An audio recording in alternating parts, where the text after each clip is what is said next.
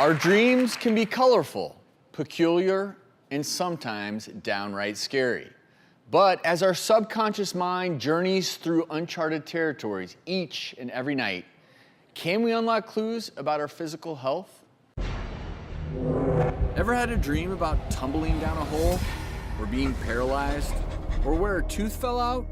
What if your dreams really were trying to tell you something about your health? An ongoing study at Duke University suggests people have warning dreams about health conditions prior to a diagnosis. And a growing number of people claim they've had dreams that predicted serious illness, like cancer. So what subconscious symbols could potentially save your life?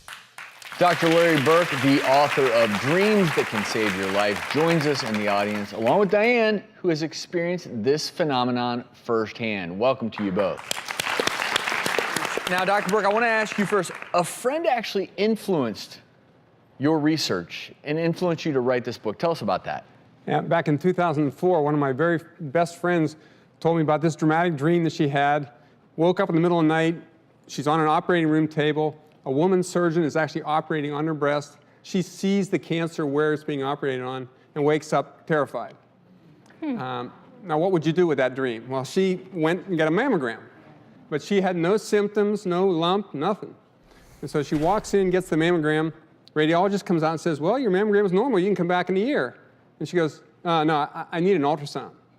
And I'm a radiologist, so I go, I know we don't just do an ultrasound if the patient asks for one. So radiologist said, no, I'm not going to do that. And it went back and forth, and finally said, look, I'm not leaving until you do the ultrasound.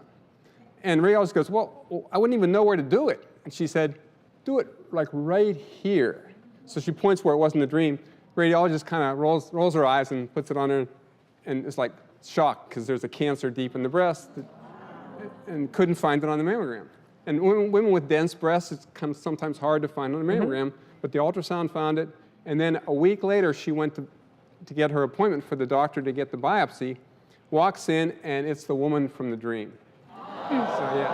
Wow. I mean, Dr. Burke, you admitted you're a radiologist. I mean, as becoming a doctor or during your training in medical school pre-med, were you interested in dreams or neurophysiology, or is this something that just started with this single event? I've been keeping a dream diary myself for 30 years. Okay, so... And I've had a lot of precognitive dreams, so I knew that there was something going on, but I didn't know that much about health-related dreams. Diane, tell us about the dream that you claim saved your life. Well, I'm a florist, and I had a client call and sent flowers to her sister who was dying of breast cancer.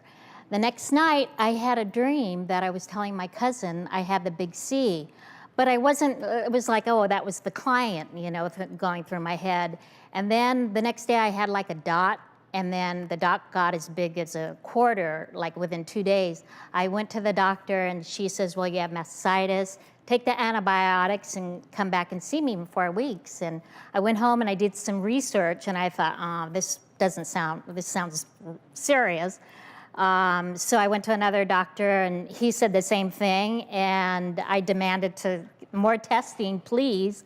I had a mammogram 9 months before, and ultimately I did have more testing, and I had the ultrasound, and I didn't have the very serious inflammatory breast cancer, which I had all the clinical symptoms, but I did have stage 0 and grade 3. So your dream really fueled you to be your own advocate, even when the doctors were saying nothing was wrong. Right. So Dr. Burke, in your book, do you highlight other stories? I mean, how many of these kind of stories are there?